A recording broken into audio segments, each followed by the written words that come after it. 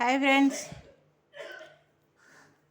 ఈరోజు తోటకూర కూర చేస్తున్నానండి. పులుసు కూర, పచ్చిమిర్చి, టమాటా, ఆనియన్స్ వేసేస్తున్నాను.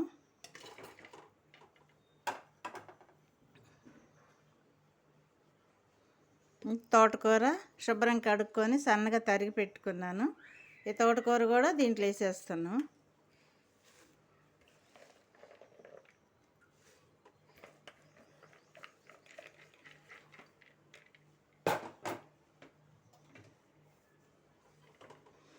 ఇంకా కొన్ని వాటర్ వేసేసుకుందాం.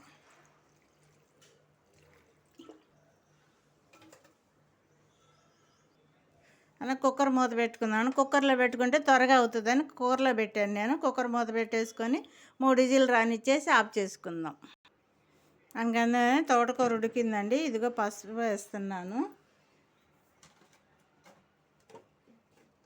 తర్వాత పచ్చిమిర్చి వేసుకున్నాం కదా, కొంచెం కారం వేస్తున్నాను.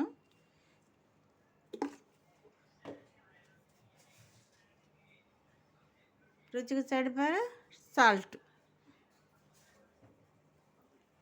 ఇప్పుడు మనం దీన్ని పప్పుగుత్తి సహాయంతో ఈ విధంగా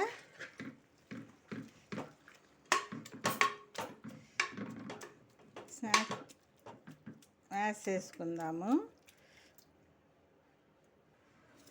మనం పోపు వేసుకుందామండి. ఆయిల్ పెట్టుకున్నాను. జీలకర్ర, ఆవాలు, మినప్పప్పు,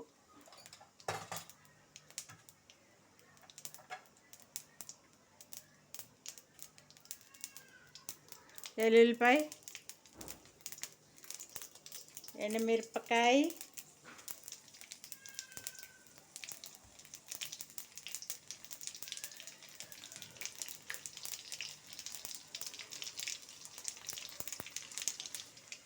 వేయని కదా కరివేపాకు.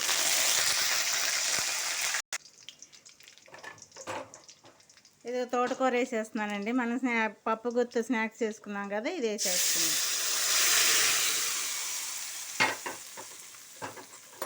ఇది ఆయిల్లో బాగా కలిసేదాకా కొంచెం ఒక 2 నిమిషాలు స్టవ్ మీద ఉంచుదాం.